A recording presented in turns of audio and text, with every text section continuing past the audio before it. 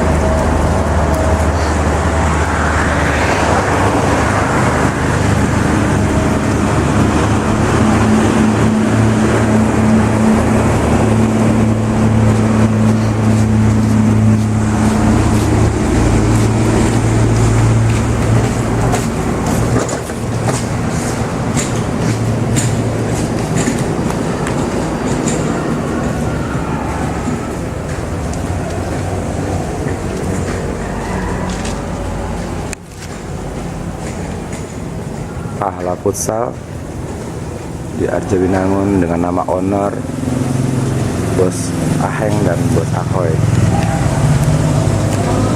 Pahala Futsal menggunakan rumput dari Embassy dengan nama Green Tube M40. Ukuran lapangan 26 kali 16.